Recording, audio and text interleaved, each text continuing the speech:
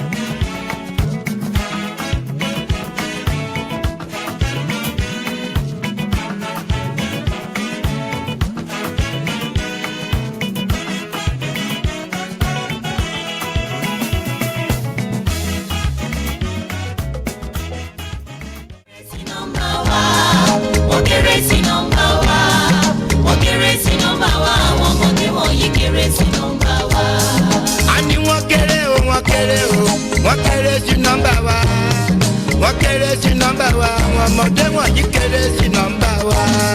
wọ́n kéré sí nọ́mbà wa wọ́n kéré sí nọ́mbà wa. Not because I suffer fast, not because I pray and fast. No be your show, no be that. I'm watching. Daily, Osinachi. I'm no qua, Osinachi. One man, Osinachi. I'm watching. Daily, Osinachi. Mama, Osinachi.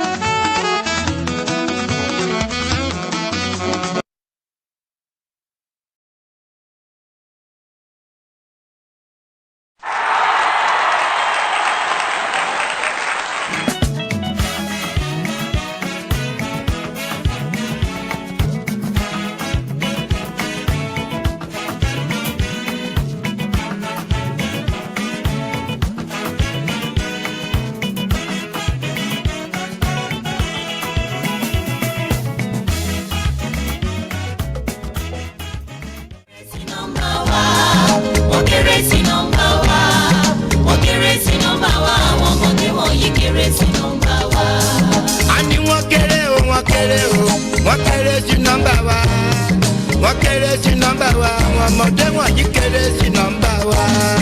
wọ́n kéré.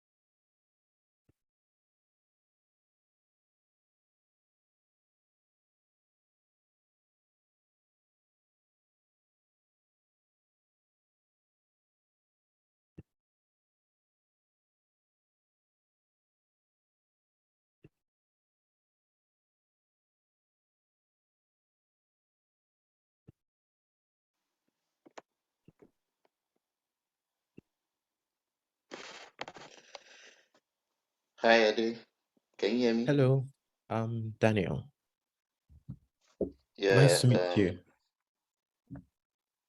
trying to check my audio.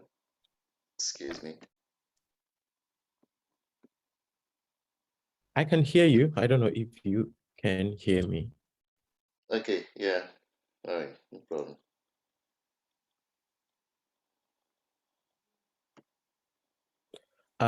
So I don't have Akin's profile. So I only know that he's affiliated with the University of Ibadan. That's all that I have on him. I hope Is that's it what. the first presenter, Ari Wola? Yeah, He's the first presenter. He has not been responding to my my recent correspondence, so I don't know if he's going to be here. Oh, okay. And LSA also emailed him and he didn't respond. Oh, okay. So that means we might likely have just two presenters, which gives us a lot of Okay. time for discussions.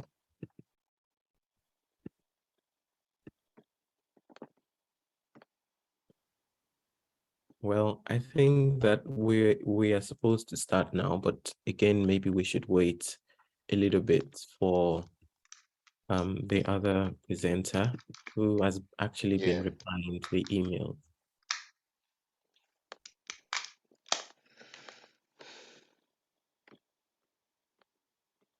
Yeah, I think I'm trying to sort out my audio, but I don't know because I can't really hear you very audibly.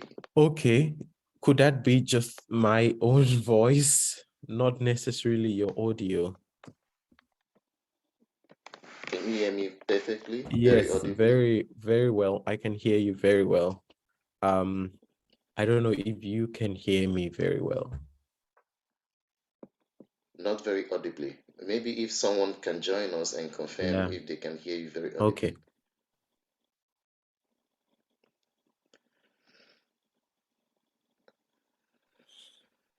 Mm, mm, mm, mm, mm. So, okay. Daily Maxwell is, So I think we should wait for Nemeka, yeah, right? yeah. Okay. Because okay, he's actually the last presenter, but still we have a lot of time, especially if the third presenter is not coming. Yeah.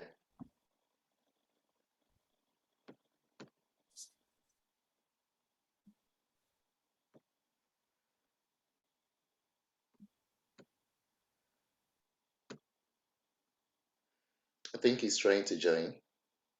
Okay. Oh, he's here. It's just that he's not fully connected yet. And someone in the audience is raising their hand. Yeah, he's the one. No, okay. Oh, he's in the audience. He's supposed to join the speakers. He should know that he has to join using the link sent to him by email, the direct link, because I think he's trying to join using the general link. Yeah. So I guess Nay Maker, if you can hear us, you're supposed to join using the speaker's link, not the audience link. Oh, okay. I think they got the message. Yeah. Oh, good. Okay, so now we're complete and we can probably start now. Okay, so Nemeka, if you can hear me, can you just say something? Let me know if my audio is okay because I can't really hear Ade. Just joined. Thank you. Okay, I'm going to leave now and reconnect in just 30 Okay. seconds. Nemeka, can you hear me? Can you hear me clearly? Yes, I can hear you very clearly. Okay. And Daily also.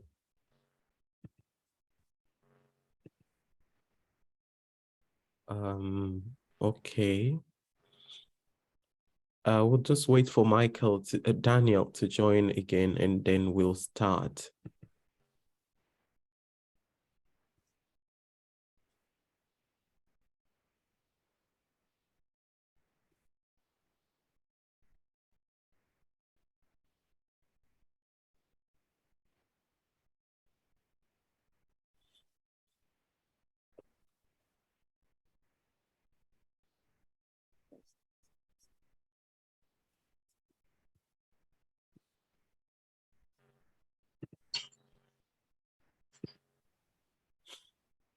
Okay, we have Daniel back.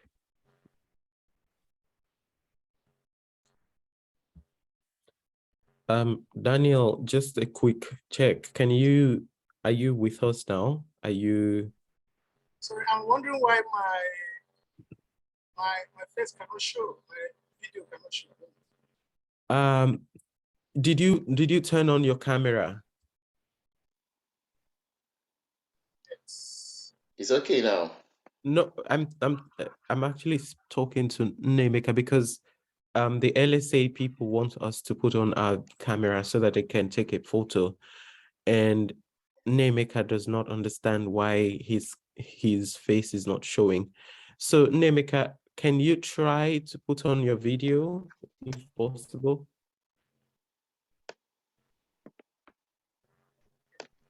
All right. Okay, great. Your video is on, but still we cannot see you in the frame.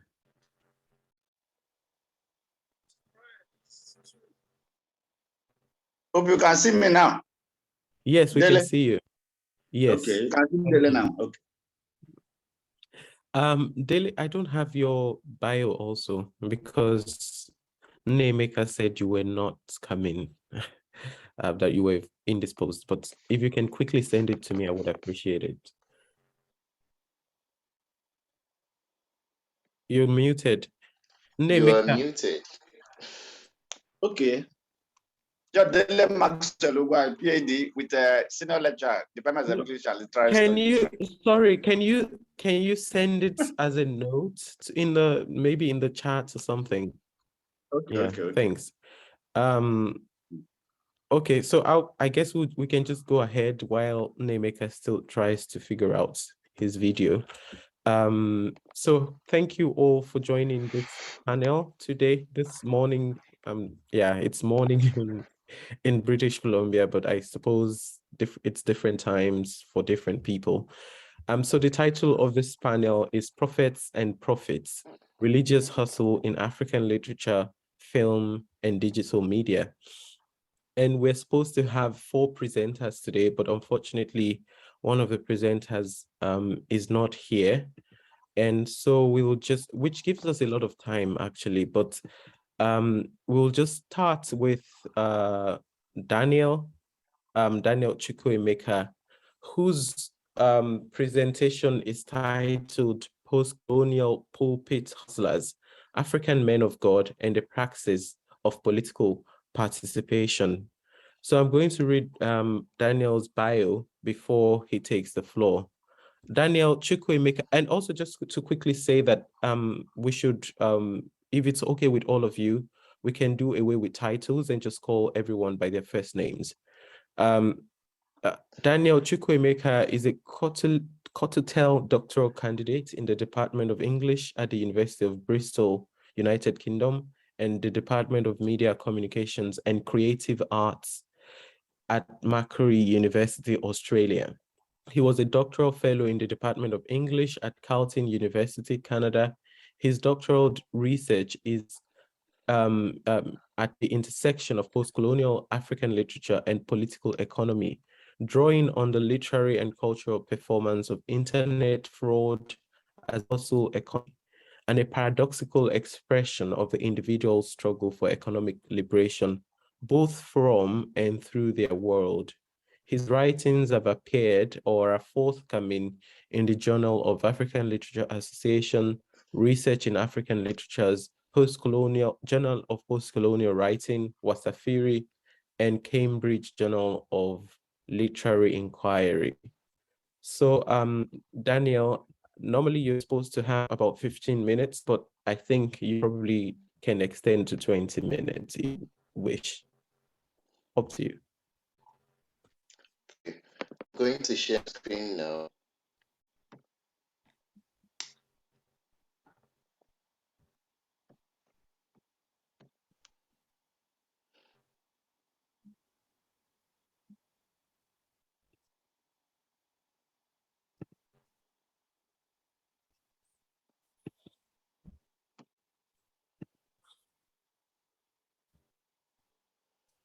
So can everyone please confirm whether they can see the screen? Yeah. Yes. Okay, good. My presentation examines the extent to which religious motives contribute to the unraveling of the complex relationship between the post-colonial African states and its subjects. Using significantly related visual materials, media archives, and reports to substantiate my argument, I focus on the dynamic and often controversial participation of Nigerian religious gatekeepers in the country's political realm through their various latent prophecies. My critique of the political participation of Nigerian clergymen gives rise to a sociological framing of religion and religious modeling as a hostile subculture and an important element that shapes the interaction of state power and individual agency. In African post-colonial social and political and economic spaces, hustle culture is a site for interpreting how the processes of formalization have continued to structure the lives, institutions, and practices of post-colonial subjects. Hustlers are forced to become adaptive and to negotiate the local and global realities of everyday life, which has been precariously structured by the vagaries of neoliberal capitalism and economic exclusion. Hustlers seek to adapt to globalization's fast-paced social change and try to find innovative ways to survive the precarious conditions that they find themselves in. According to Ashley Harris, they opt for existence located at the interface between lived and embodied experience in Africa and the global economic and environmental systems that perpetually structure the contingencies of that experience.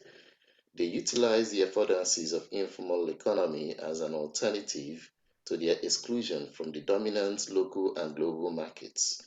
As such, where Tatiana Thieme, for example, places the youths at the center of of hustle culture and imagines such placement as a framework for understanding how they are especially entangled to informality and precarity. I argue that such entanglement engenders an economic agency for disenfranchised people who thus appropriate informal economy to confront and circumvent their economic precarity. The hustle or hustling, as I use it, is an economic culture that embraces informal economic practices as a continuous pragmatic search for alternative structures of opportunity outside formal education, employment, and service provision. Hustlers live and work beyond formal institutional norms. Their informal engagements evoke, expand on, and in some cases are in tension with other articulations of shrewd improvisation, frugal innovation, and creative calculation of risk. For them, hustling is a weapon with which to circumvent the non-inclusiveness and uncertainties of dominant economy experienced mostly by the marginalized members of society.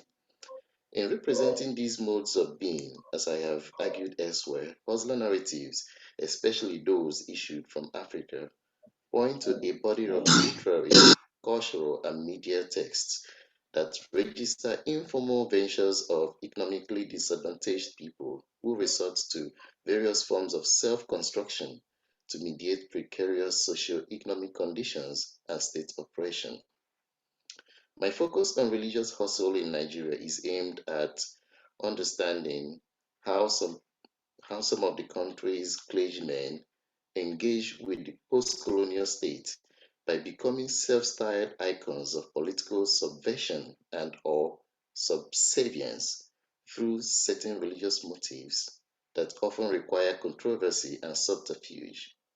The media or the media materials that register this kind of praxis show how, through their public engaging prophecies, the clergymen or pulpit hustlers offer new perceptions of being, alternative discernments and practices that support or subvert the nation's political climate. Engagement with the media materials demonstrates that the clergymen's prophecies on political negotiations in the country are a manifestation of their propensity for risk and socio-religious gambling, and therefore a means of asserting their political agency and participating gainfully in statecraft. It also unveils the double standards that are born out of politicized religious self-cultivation, which constitute a political-religious habitus and mimesis that ultimately speaks to the multiple ways in which the subject integrates and realizes the self within an increasingly disenfranchising state structure.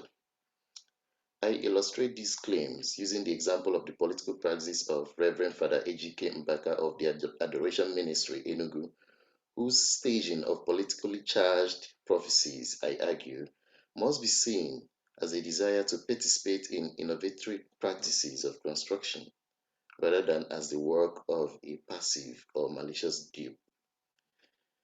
I will get on that shortly after I briefly comment on the way I am using the term, the rather broad concept of praxis. The concept of praxis has been a recurrent trope in literary and philosophical discussions and appears in writings of Plato, Aristotle, Immanuel Kant, Soren Kierkegaard, Karl Marx, Antonio Gramsci, Martin Heidegger, Jean-Paul Sartre, and Hannah Arendt.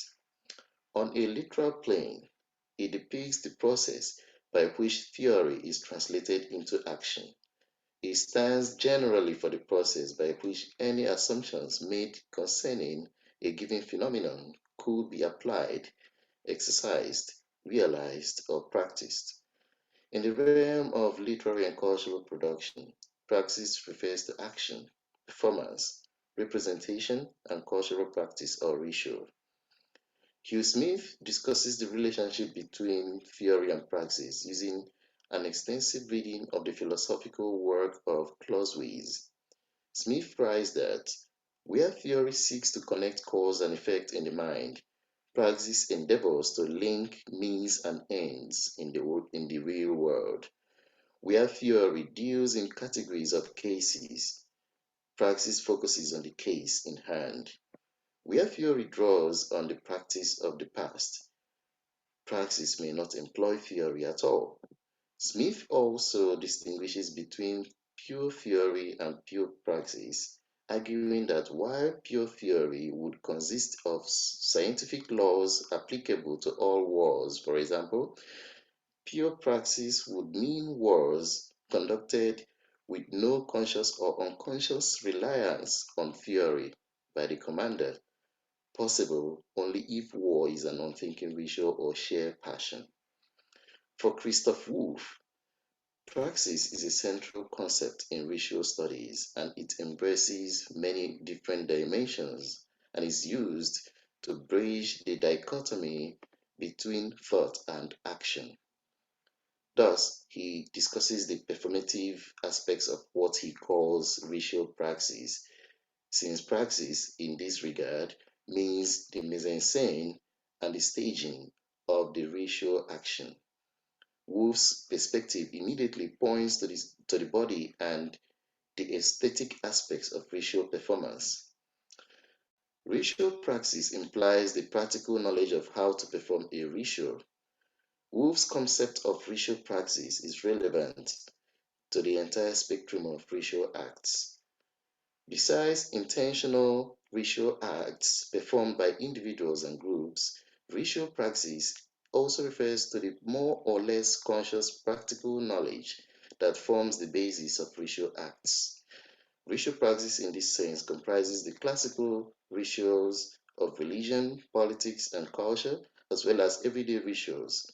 It encompasses the areas of liturgy, ceremony, celebration, convention, and ritualization, and it is applicable to rituals of transition, institutional rituals, seasonal rituals, rituals of intensification, rituals of opposition, and interactive rituals. Now, the Mbaka example, which I mentioned earlier, buttresses aspects of Nigeria's political culture, through the priest's seasonal rituals of prophetic proclamations that occur during election periods and which tend to intensify political opposition and generate political interactions, negotiations, and conversations in the public sphere.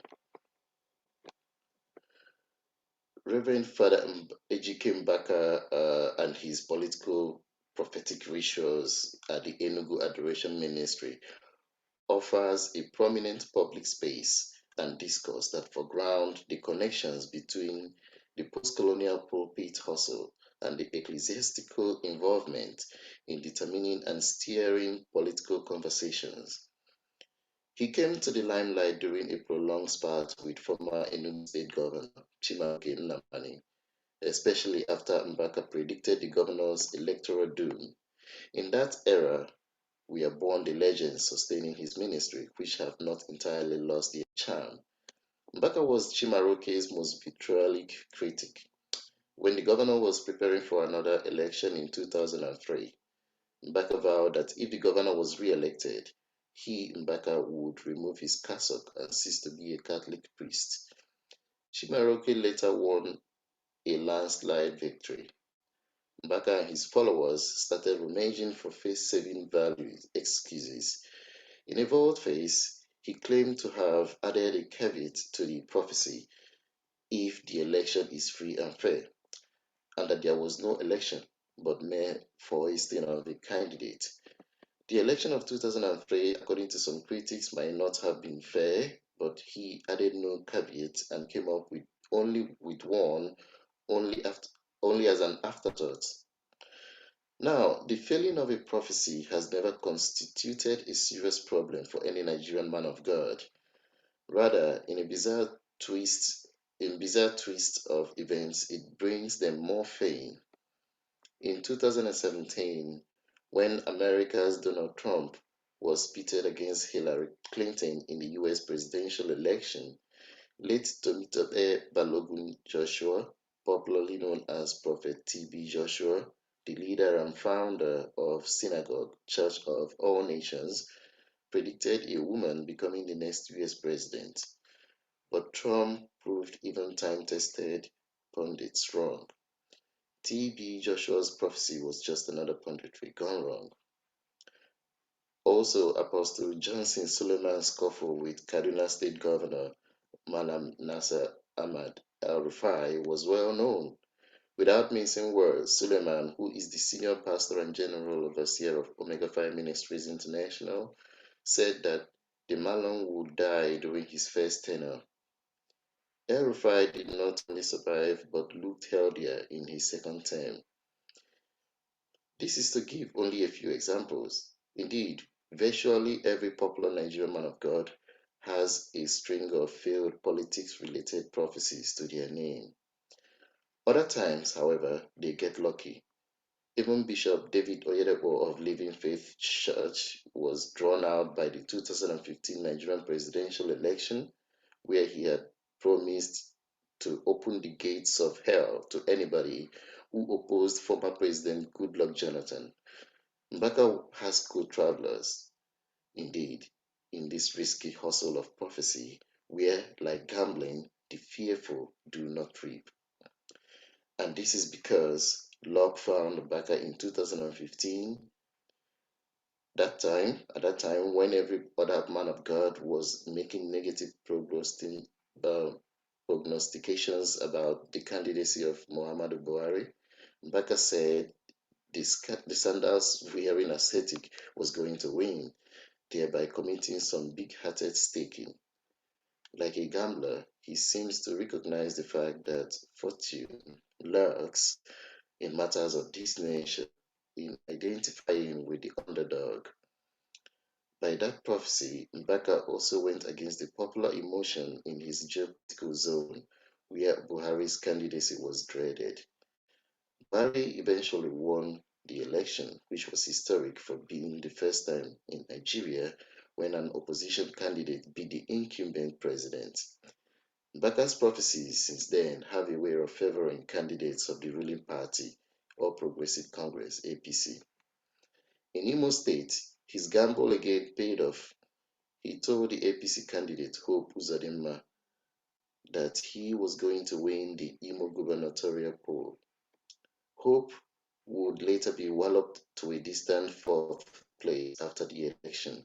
Yet Mbaka remained upbeat amid bowing and insisted that Hope would end up becoming Imo governor.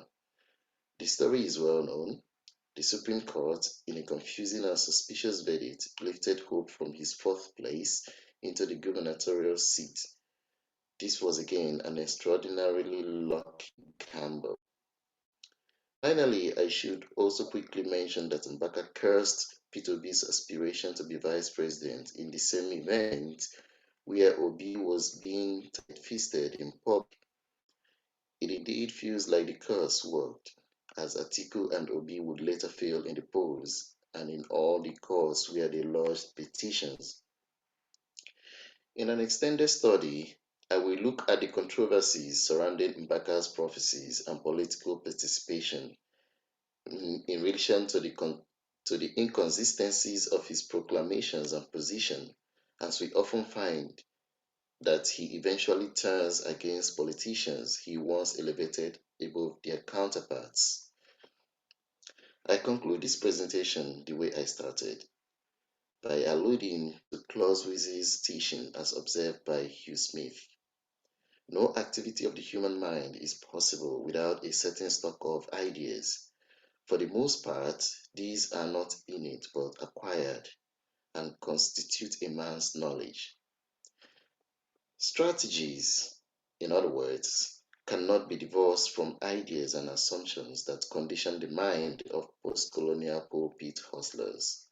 These strategies, I repeat, or if I must reiterate what I have said before, must be seen as a desire to participate in innovatory practices of construction rather than as the work of a passive or malicious dupe. Thank you.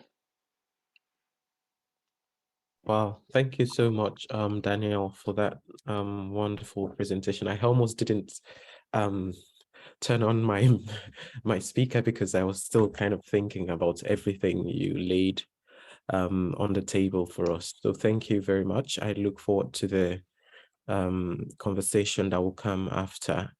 But right now we'll move to the next presenter or presenters. So the next presentation has two presenters, and they are going to be, the title of their presentation is Making Divinity Out of the Mundane, Faith and the Failing Indices of the Post-Colony in Chimamanda Adichie's Americana, Oki Indibe's Foreign Gods, and No Violet Bulawayo's We Need New Names. And the speakers are Nnemeka Ezima. I hope I didn't butcher your name. Sorry if I did. And Dele Maxwell Ugwani. So Nnemeka, whom I'm assuming to be the lead presenter today, has a PhD in English from the Department of in English from the University of Ibadan, and he's a mentee of the British Academy. And his research interests include global mobility, religion and literature, and digital humanities. He recently won the Andrew Mellon Postdoctoral Fellowship at Rhodes University, South Africa, and he has published papers in reputable national and international journals in the literary studies field. And the second presenter, Dele Maxwell Ungwai, is a senior lecturer in the Department of English and Literary Studies at Enugu State University of Science and Technology in Enugu. He's a widely traveled scholar and has published widely too. His research interests cut across post-colonialism, gender studies, migration studies, and eco-criticism. He has won the European Research Council grant to Humboldt University in Berlin. And his doctoral research was on ecological violations in East African novels. And he's also working on digital humanities impact on African literature. So I would call on Nnemeka and Dele to take the floor. Thank you. Thank you very much, Chair. I really appreciate. Unfortunately, my video, I don't know what happened. It's not showing. I don't know whether I can also share the screen. If the video is not showing, I don't know how possible it is to share the screen. Maybe I'll just You can send me your PowerPoint and I can share on your behalf if that is okay. But I think you should be able to share the screen because you're part of the speakers.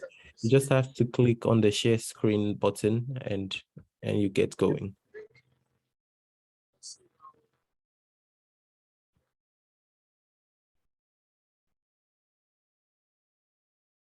Oh yeah, that's it.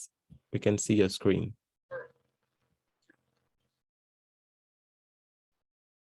All right. So as we have already said, our research, our paper is on making divinity out of the mundane, faith, and the failing indices, contemporary African.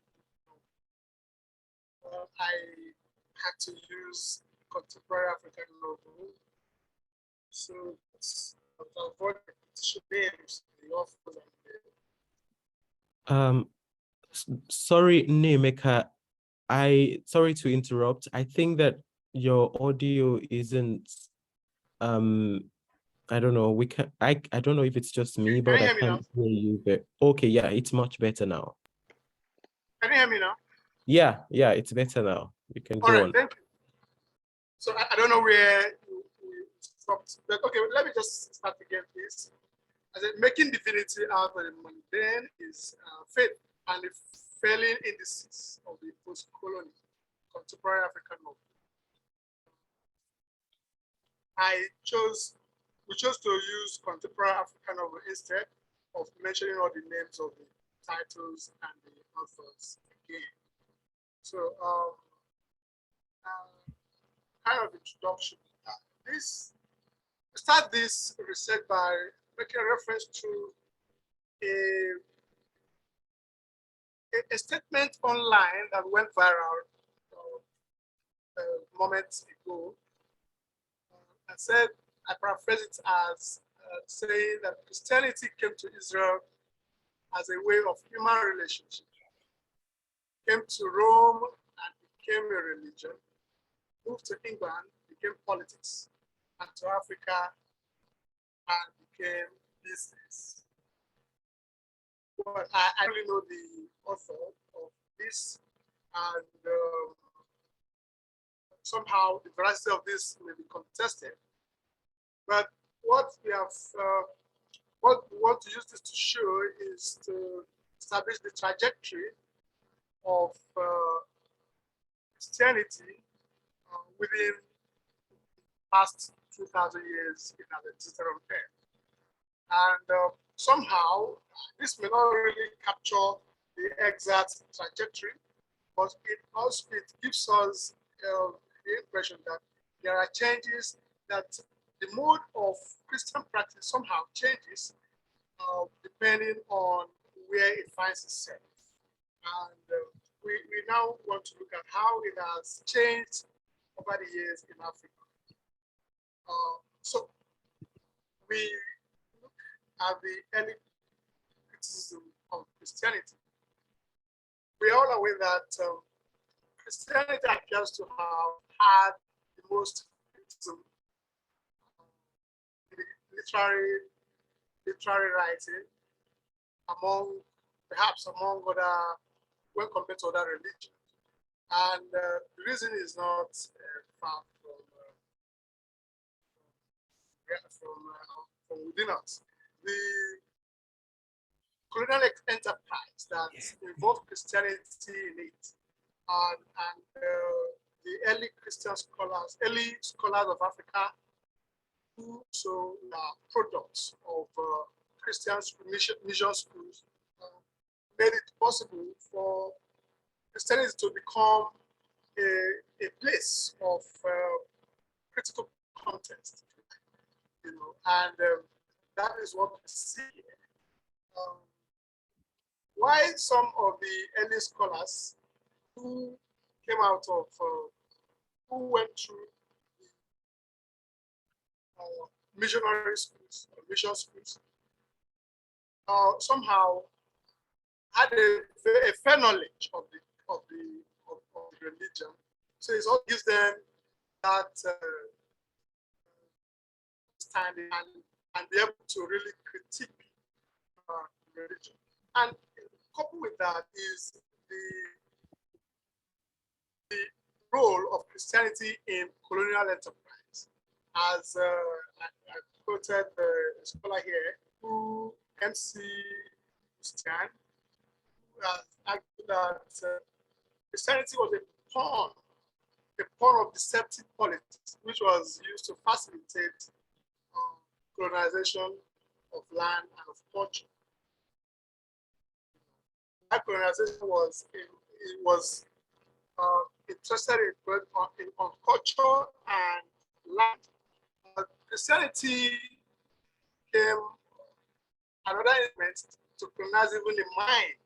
So the way people think is based on what the Christian religion teaches. So, and these two instances actually brought about a serious criticism against the Christian faith by the early scholars and writers of African literature. So we can easily mention them, Yachebe and Sherika of Israel. So these missionary schools actually was to, well, the initial intent as argued by like Abiola Irele is to actually train writers who can write a didactic for, write literary works that are used for evangelism and didactic purposes. But it didn't really work out well because while the intent was to make this happen, the opposite appears to be the case because it ended up reading somehow radical scholars who challenge the colonial enterprise and even challenge the practices of Christianity as a religion. People like Achebe, Shenka, Watongo, and Mokobet are converts of religion, actually engaged in the anti-colonial agitations that both satirized the Christian religion and also fought vigorously against the colonial enterprise.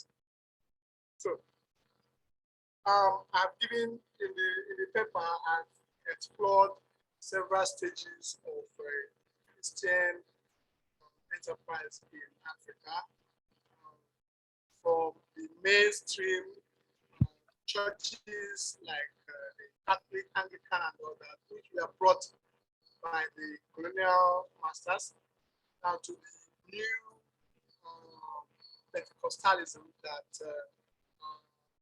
being managed and run by mostly Africans.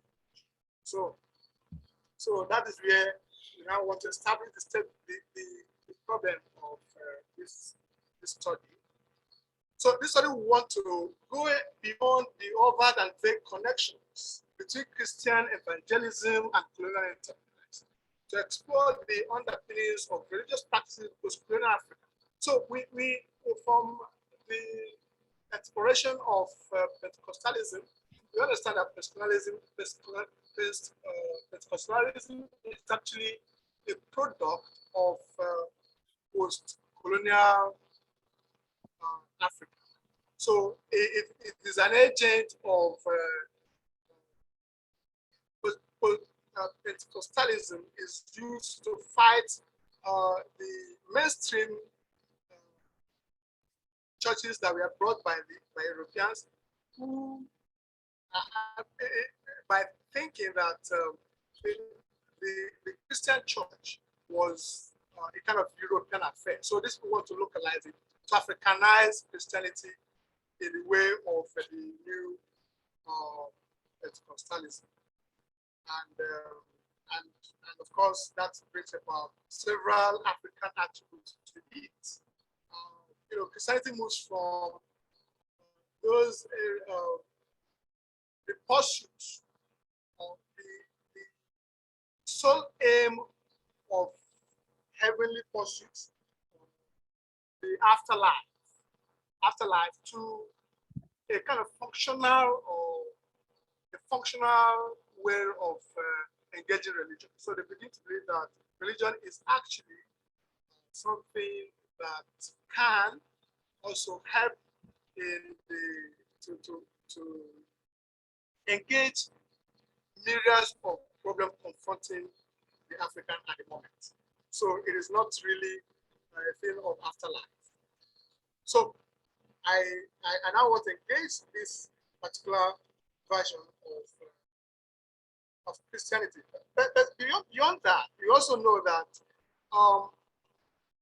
even the mainstream appear to also be incorporating this ideology, idea of functionality of religion by some arms of the mainstream churches, like in the Catholic Church, for instance, they have what they call the charismatic renewal, and in Anglican, for instance, we have what they call the evangelical fellowship or something, EFAC in Greek. So all these become also aware of infiltrating this functionality into even the mainstream churches, and that actually is what. So that makes it even difficult sometimes to differentiate between the Pentecostal and the mainstream. So of course, we said we are going to look at the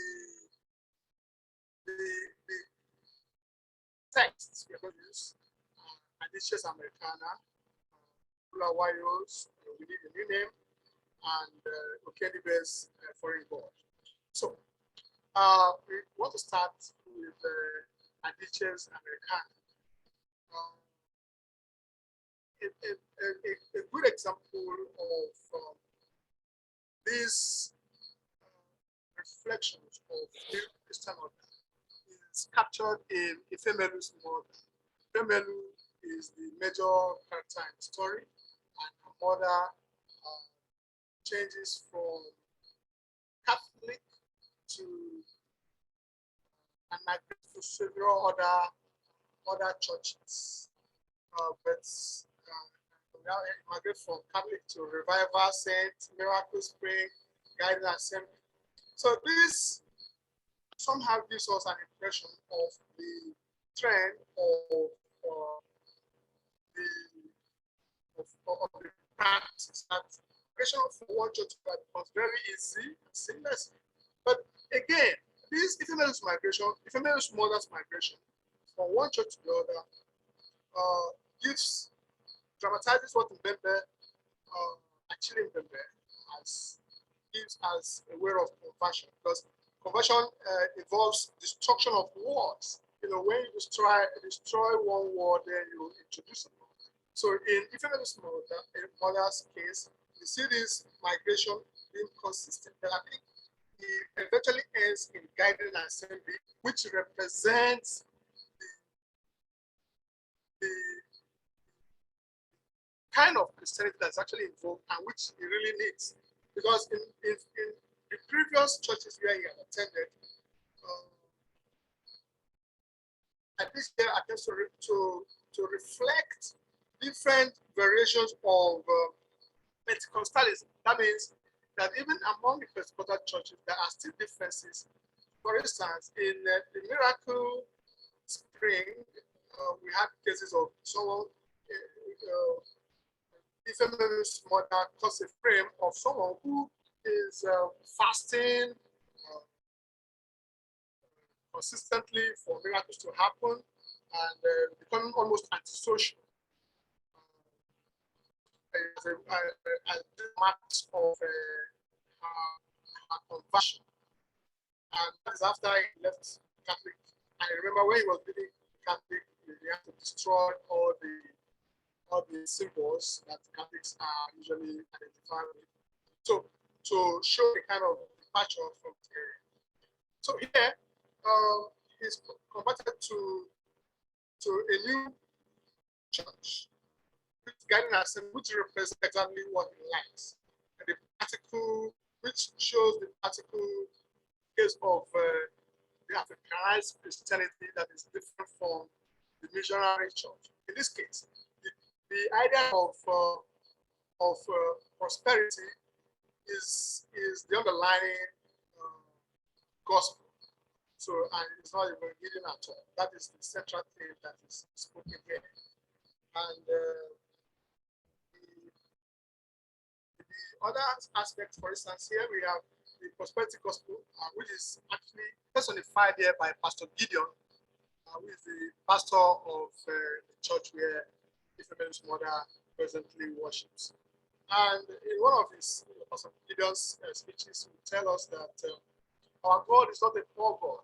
It is our portion to be rich, our portion to have money. Amen. So this is the kind of something that's becoming a kind of archetypal representation of the modern African churches, especially among the. But of course, as I said, the gap between the Pentecostal and the mainstream churches is almost getting blurred because of the institution of this gospel into the mainstream. Again, you see Pastor Gideon's exemplifying the neoliberal capitalism in the cloak of religion, where his appetite to acquire cars, houses, money, having 3 collections at his service, just the whole thing is targeted at making money. But beyond that, Mr. Gideon also brings a new dimension to this.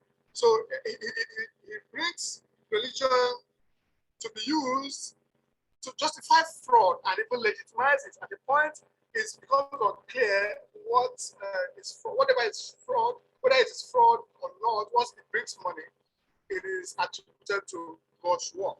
And this is exemplified in a character who is a member of the church called Chief Omeka. Chief Omeka is a notorious drug pusher, but he has found a refuge in the church, in Pastor Gideon's church. So he brings money, and of course, it's even made, is decorated, a gallant one around his neck, just to show that he is actually part of that is recognized in the church. So the source of his income was not anything of importance. So, and of course, we also see the narrowing job opportunities in Africa as and economic instability as part of the reason, because people are looking for wherever or future or hope is proclaimed. It doesn't matter whether the hope is realistic or not. So people are just looking at where can we get hope, and these churches appear to be the sources of it. And that is why Ifemelu's auntie, who got a job in a hospital, even without any adverts, even without any need, without any adverts on that, becomes attributed to the work of God and all that. And if Ifemelu's auntie, that is Uju, who frolic with a general in the army, is seen as prosperous, as someone whose God answers her prayers, because when it is well established that she is simply the mistress of the general, and that's why it is actually surprising when the members of the family begin to ask questions when she eventually gets pregnant to the general. So these are the areas where religion is used to. So that becomes a narrow. It becomes difficult really to know when we are talking about the divinity And when we're talking about the mundane pursuit of life. And here again, this is also seen in Bulawayo's We Need New Names. While Adichie focuses on the economic condition of the relatively elitist Christians, Bulawayo centers on the demotic, the downtrodden suffering masses living in shanks, and who also believe that which shows the connection between social welfare and religious faith. So people trudge to the religious centers for the social welfare, really, and not really about spiritual, not about their piety or their dedication, or even those actions and activities that show one's spiritual need. So, and we have also here we have another pastor who is known as a very long name, Prophet Revelation Bichington Mboro, who as exorcism and theatrics, try to capture the modern African pastors who use all sorts of things to hoodwink the members into their church. And here, his dissolute desires becomes what he has established the church to achieve, to the point of even practically engaging in rape, even in the church, in a way in a process he would call exorcism, spiritual exorcism.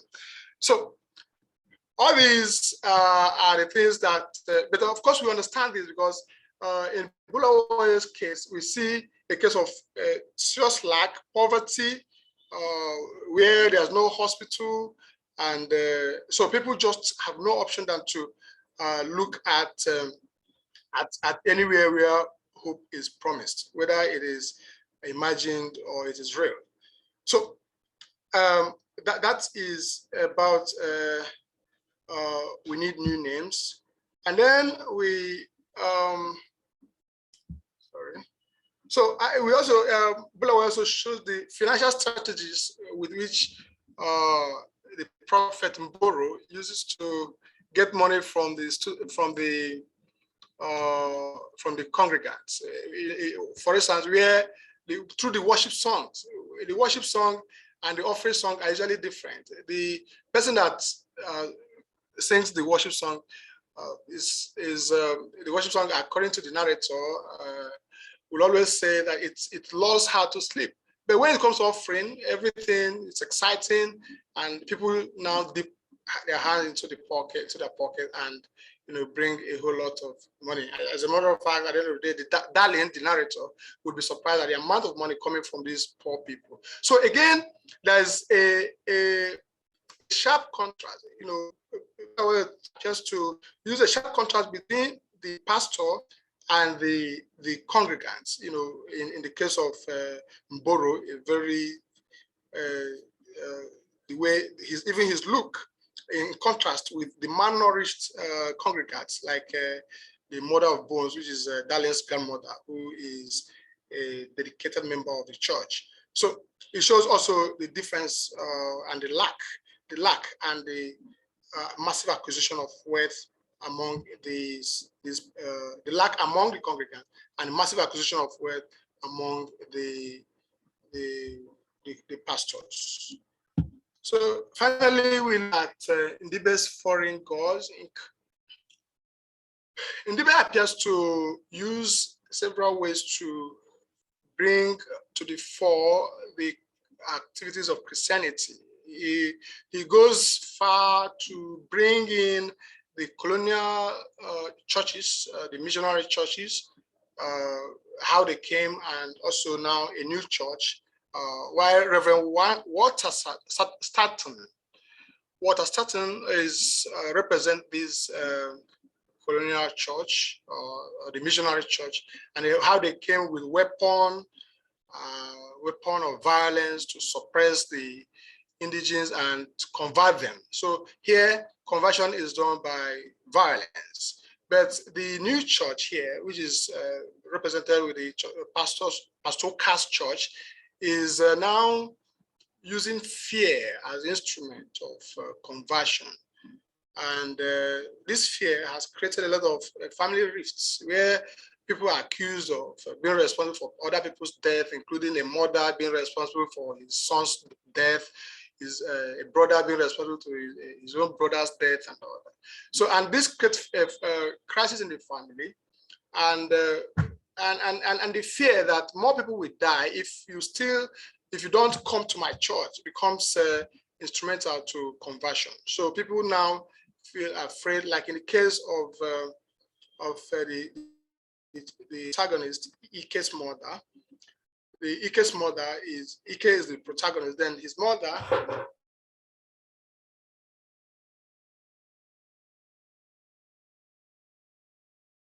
is by Ike's grandmother in this case. So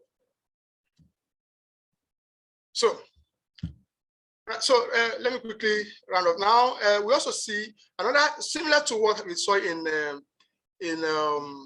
Adichie. We also see here Pastor Carr harboring notorious drug pushers like Emeka Egigwe depicts the mercantile predisposition of African Pentecostalism illustrated in the text.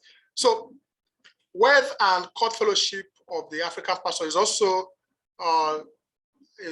depicted in this, where Pastor Carr is almost taken as, is deified and given a kind of iconic image of a kind of a God image. So this creating a cult around him that people believe in him, and this captures what Carlo had said about the big man of God, who actually who contrasts St. Paul, for instance. We have Paul called himself a bond servant, you know, the servant of. So this is a contrast between the earlier Christian churches, especially the church that Christ bequeathed, and the practice of this.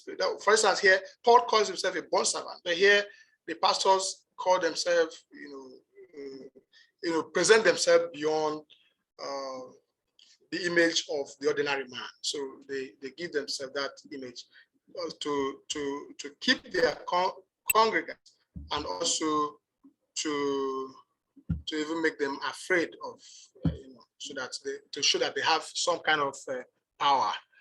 Now, I will conclude by saying that in the face of the failure to provide the basic needs of society, the state failure to provide the basic needs of society, state becomes a substitute, being a source of hope and place where the possibility for socioeconomic mobility is advanced. So people now believe that if we can't get this in from the state, then we have other ways where we can exploit. And this also is linked to the neoliberal economy, where the government withdrew from giving service to providing basic infrastructure, basic services to the people, and then the whole idea of privatization and all that. So that becomes a gap between the poor and the rich, and the rift continues to widen. So in this case, that makes the profane appropriated for the sacred. So, survival becomes key. People would rather think of satisfying their own earthly need before they begin to think about the life hereafter. So life hereafter becomes a kind of secondary consideration, in contrast with what we saw in early Christian missionaries, their own preaching. So while the preaching of earlier Christian missionary could be a way, as some critics have argued, to deviate people's mind from the realities of life, which involves fighting against the colonial enterprise. Here, the focus is on exploring the available resources on Earth, in whichever way. And whichever way it is done, it is regarded as being divine. The pastors constantly inherit contradiction in their practice when they abandon these Christian normative values of chastity, unconditional love, honesty, humility, and impartiality, and other ascetic standards, only to embrace their reprehensible exact opposites.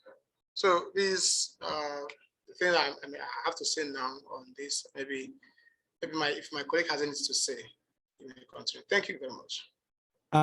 Sorry, I don't think that we can take, I think because of time, so that we can have more time in the discussions, because you actually did take a lot of time in the presentation. So maybe your colleague can then probably do more of the response. Sorry. No, it's okay. I'm just saying that maybe your colleague can take more airtime in the discussion, if that is okay with you. It's okay. It's okay. All right. Thank you. But this is a very lovely presentation. I really, really enjoyed the readings of the novels, which is so novel in the sense that all of these novels actually have been read from the lens of migration, but not necessarily from the lens of religion. And you do that so well, the analysis. So thank you so much, Nemeka and Daly. You can stop sharing your screen now. Okay. We have just one attendee present. We had about 4 before, but I think they've all left. And I don't know if the attendee has a question for the presenters.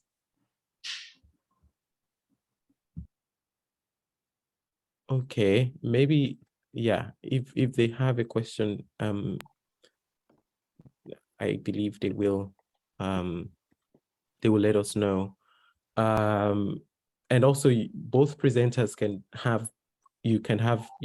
ask each other questions also. I don't know, I have a whole lot of questions, not necessarily questions, but also comments on the 2 presentations, and I don't know where to actually begin. So Daniel, thank you for your presentation. And what I really enjoyed was how, and also what I'm very curious about, I enjoyed it, but I'm also very curious about it, is towards your conclusion where you say that, this hustle economy within the, religious space in Nigeria or in Africa is not necessarily like a fraudulent act or a malicious, you used the phrase, it's not necessarily towards achieving a malicious dupe. And I find that very interesting because you are not moralizing, what these people are doing. And I think that's a little bit of a contrast to the second presentation, which I'll get to. So I was just wondering if you could speak a little bit about the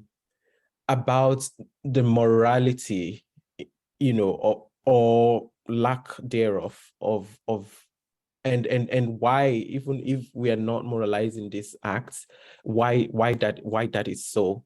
And the other thing I wanted to ask that I was also curious about is your method, because you seem to be analyzing like political events in your presentation, and one would think that this is a work in political science, but at least just based on your presentation. I don't know what the entire project looks like. And so, like, are you reading literature or maybe films or whatever? What other methods are you using in your analysis? Then the other thing, so I'm asking so many questions, is so you both talk about Africa. I think the second presentation at least has Zimbabwe, which then is a little representative, but it feels like there is a lot of Nigeria going on in your definition of Africa. And of course, I think this religious hustle is not exclusive of Nigeria. I mean, I don't know how many of you know about Bushiri in South Africa, then but originally from Malawi. So these are things that also play out in other African contexts, and it will be interesting to maybe compare, but also just because you are using the African umbrella to move to other contexts beyond Nigeria. Otherwise, just maybe name it Nigeria. And the other thing that I noticed in your presentation, Daniel, I'm supposed to be asking questions, but I feel like I'm taking the role of a respondent now because we don't have many people in the audience. Is that you also use the umbrella term religion, but you seem to focus mostly on Christianity. And I was wondering, and the same applies to the second presentation, is there no hustle economy in Islam, practice in Nigeria, or why the exclusive focus on Christianity?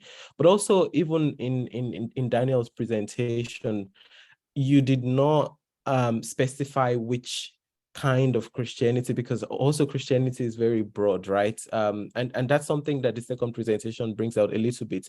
They focus particularly on Pentecostalism as differentiated from for example, Catholicism. So maybe that denominationalism, I think that the denominational angle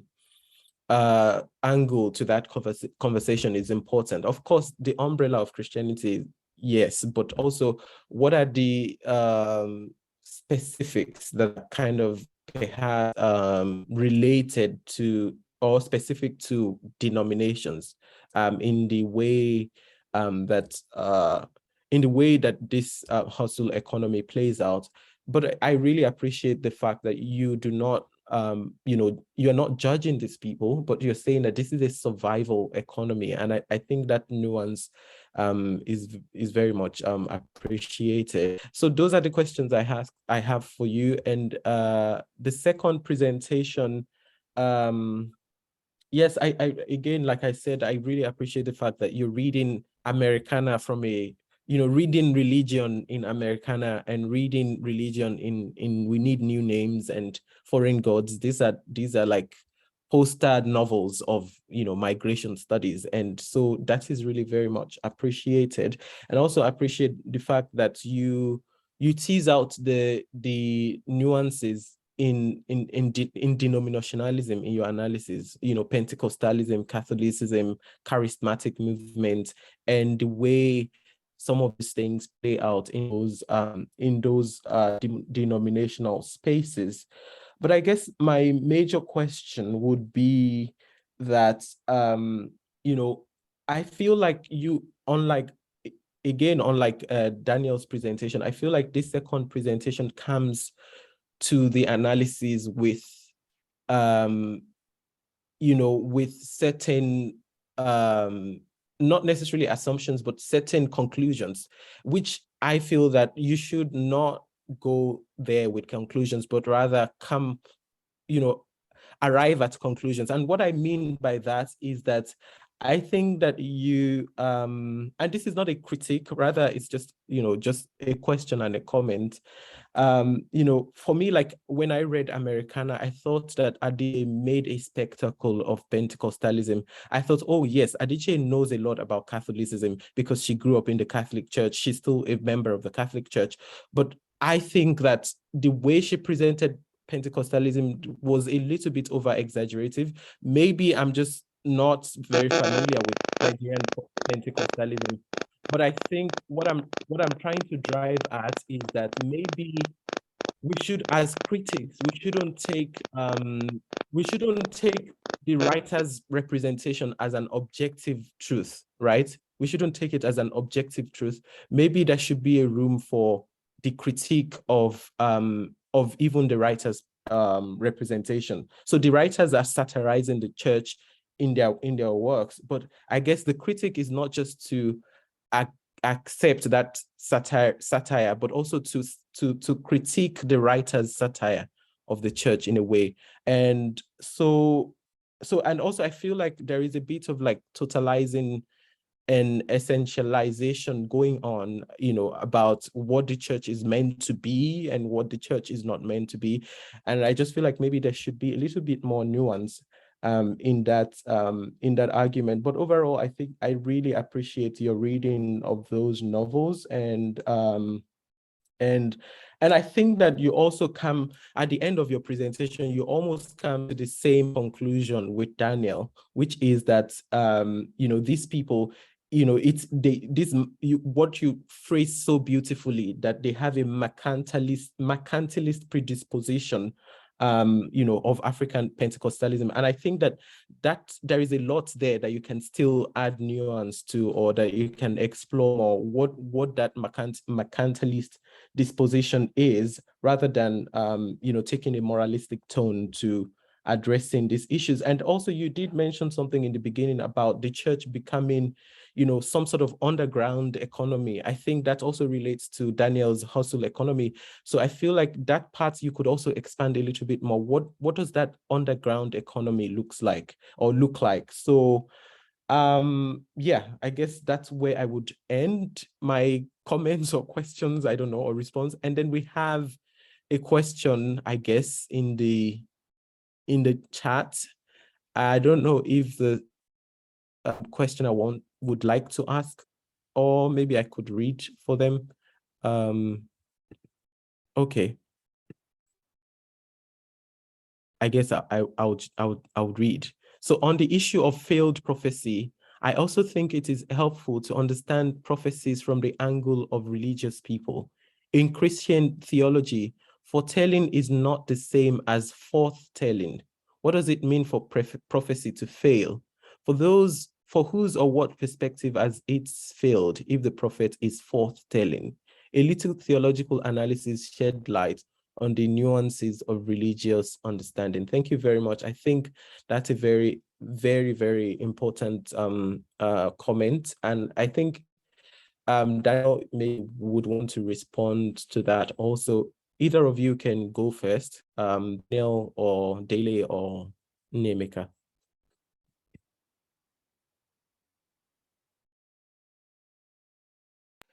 Okay, thank you. I'm trying to look at okay, from Abimbola. It says on the issue of failed prophecy, I also think it is helpful to understand prophecies from the angle of religious people. In Christian theology, foretelling is not the same as forthtelling. Okay, what does it mean for prophecy to fail? From whose or what perspective has it failed if the prophecy is forthtelling? Okay, yeah, that's a good addition. A very brilliant comment from Abimbola. Thank you so much. So, in other words, I may have to consider a little bit of theological criticism or analysis in my work if I am going to expand it. So, and yeah, I also find it insightful how you are able to differentiate between foretelling and forthtelling as strategies of prophecy. So it is something I have to take note of. Thank you. So, and I must also add that my idea of prophecy when I am preparing for this paper centered on the extent to which clergymen try to portray their spiritual gifts and ability to foretell the future, and or rather maybe the sense in which I used it specifically is that of prediction, their ability to predict the future in a way that enhances and validates their own religious credibility. In other words, the way that enhances their iconicity, their image in the public. So, but from your comment, it appears that there are many other ways to think about it, ways that could add some more nuance to it. So, I am going to speak to some of the comments made by Ade, beginning with the question of method. He talked about seeing that my work seems to lean more on political analysis or political science. Yes, that's what it looks like, but I am actually in the extended analysis part of the work. I am going to focus more on analyzing media materials, some of which I try to put up here. So not just media. When I say media materials, I mean visual materials from archived media houses like newspapers and magazines. And the ones I put up here are just a sample of what I am going to work on. So then I'm going to focus on newspaper headlines because of course I'm not going to reproduce entire newspaper article in my as part of my analysis. Rather, I'm going to focus on the images and headlines that buttress certain aspects of the arguments I'm going to make. So you also talked about you talked about, I think the second, I noted it down somewhere draft, I can't find it again. So you also talked about what's the first question the first comment you made? Remind me, sorry.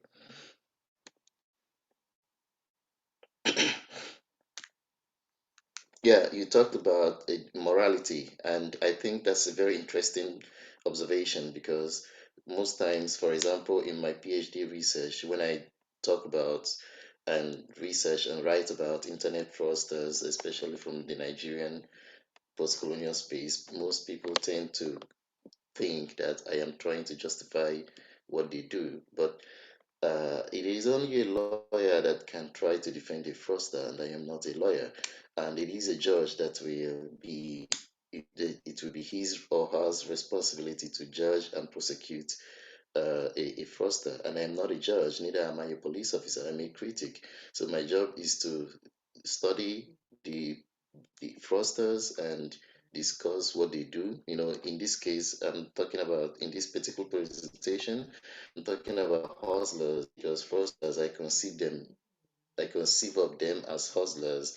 So just like I conceive of post-colonial pulpit clergymen as hustlers as well. So whatever they do may be fraudulent, but the aim is not just to condemn them. It is something, condemning them is something uncritical. So when it comes to morality in this particular topic, it may be uncritical to reduce analysis to the aspect of moralizing what the fraudsters or hustlers are doing. Instead, it will be more beneficial for the reading public for the lives of these people to be contextualized, to show the human size of their lives. In other words, to explain why they are doing what they are doing and the overall significance of what they are doing in terms of how it shapes the interaction between the subject and the state. So that is the angle from which I am coming because this particular presentation of mine also relates significantly to what I'm doing in my PhD. Don't know if I addressed some of Yeah, I think more of the comments you made. you actually said what I was saying. I wasn't asking you to moralize. I think it's interesting that you are not moralizing it. So that was my comment. That the approach is usually to moralize, but that's not what you're doing. Yeah. Yeah, thank you. Okay, so you also talked about the focus on Africa. This panel, there was a way it happened. We couldn't really get the number of people I expected that we could get for the panel. And you're right, it's supposed to be on Africa, but then the two presentations we're talking mostly about Nigeria, especially mine. There is an exclusive focus on Nigeria. So in fact, my topic should be reframed to, African Nigerian men of God and the practice of political participation. Nemeka and Dele's own could, of course, fly as Africa because there is no Violet Bulawayo in that mix, apart from Okendibi and Chimamanda Ngozi Adichie. So that's a good observation about framing and regional framing. Thank you. You're muted. Yes, thank you very much. So Daily and Nemeka, you have 10 minutes. We have the last 10 minutes to you. Okay, I'm really impressed by your comment. I'm very happy about all you said about my presentation. Thank you very much for kind comment. You talking about totalizing or essentializing. Well, what I actually try to do is not to say that this is the way it should be or this is the way it shouldn't be. It is to make a reference to the earlier Christian missionaries. And I also made a reference to St. Paul, whose writings dominate a greater percentage of the New Testament. You know, I try to compare and say that it appears these people are not doing what these other people did, and there's a departure. And I also tried to explain why this departure has happened. And part of it is the failure of the state to provide. And thank you again for, yeah, I agree with you that somehow maybe Adichie may not have been very fair to the Pentecostalism, but maybe in the full analysis we will see some of these things. I also observed that some Pentecostal churches have grants for their people who is a way of encouraging them and empowering them economically, which I think is a right step. But we also have, in the case of the characters explored by these writers, that these particular pastors that are represented, the three of them that are represented here, are not doing any of those. So they are not doing anything to help the well, it may sound moralistic, but actually that's you know what we have read about Christianity, and we try to compare it to.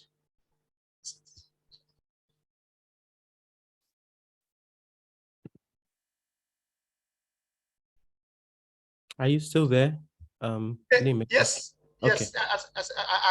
I just, so if I don't know if Maxwell has anything to say. You're muted. Okay. Can you hear me now? Yeah. Can you hear me now? Yeah. Okay, well, I don't have much to say because America has actually presented the paper the way we actually conceive it. Mm. But I want to add one or two things to the debate so far. On America's own, I mean, Daniel's own, and we look to, I've always said about the fraudster, the fraudulent nature of the people, especially the fraudster people. I remember what one of my lecturers said, and I would say Penterascalism, but instead of calling them Pentecostal, call them Penterascal. And to me, one of the basic differences between the so-called Yahoo people and what we have today as a way of prophecy is signposts. The church today have signposts indicating what they do, whereas the Yahoo people do not. In the sense that both actually target the of victim. The one that the church target the pocket of their congregants, while Yahoo target the pocket of their victims. And that's the essence of the hustling nature of what you have there, because the core essence of Christianity has thoroughly been defeated. It's not about life, it's about bringing money so that you can be rich and live a good life, buy car, build house. The ideal essence of Christianity, which is salvation soul and life after, has been relegated to the background. And that's for the Daniels. Then coming to our own, I think there is a fundamental issue about not actually representing the entire continent, in as much as we are talking of Africa. But you have to also note that Nigerians are the one actually, we can say, headquarters of Pentecostalism, because even if you go to South Africa, you go to most of these European countries, you realize that Nigerians are even the one exporting Christianity back to South Africa. They own the largest churches all over the world, talk of Mina Chapel, we talk of Redeemed Presenter of God, we talk of Deeper Life, all of them. So if we try and flesh up the research, if we can get, like we did mention Bushiri, and we want to look at it again, if we can have a representational text that can discuss about Bushiri. Bushiri is making wave, and you realize too that our Nigerian pastors are so many of them having mega churches in South Africa. Bushiri may be a way of looking at it again and seeing if we can have a South African novel or a Ghanaian novel that can give us that kind of balancing in the selection of the personal text to discuss the modernity in African religion. Thank you. Thank you very much for your responses. We still have 3 minutes, but I just want to quickly say that I think the paper is actually perfect as it is in terms of like representation. You have 2 Nigerian texts and you have 1 Zimbabwean text. So maybe you might want to consider Bushiri for another project. I think this is actually really quite representative enough. I would think that's just my opinion. I think that we are. Does anyone have final thoughts to share? We have 2 minutes. We want to spend all the time. No, I think there are a couple of good books by one of the persons in our midst today, Abimbola Adelakun. I'm just seeing some of them on Google, and I Yeah, think we I my just shared her co-panelists book. can, yeah, I just saw the one you shared. I think that's Performing Power, right? Yeah, Pentecostalism in Yeah, Nigeria. yeah. So And Sorry, also, I'm also seeing some that have to do with God mentality, Pentecostalism as performance in Nigeria, and the rest of them. I guess sorry. she's an authority on Nigerian Pentecostalism. Yeah, sorry, yeah. I'll be happy if that book will be here. I don't know how we can access it. I don't know whether it's on Amazon. If it is, I would like to access it. If Abimbola is here, please can you respond to how your book can be accessed, if you don't mind? So, and secondly, please, about Daniel's presentation. I was a bit surprised, but I think this is a new thing I'm seeing, looking at the media as literature from that angle. It's a bit, well, I would say new to me, because we have always been accustomed to literary texts and all that. I think this is opening a wider, vision. Sorry, our time is almost up. Can I add one? What?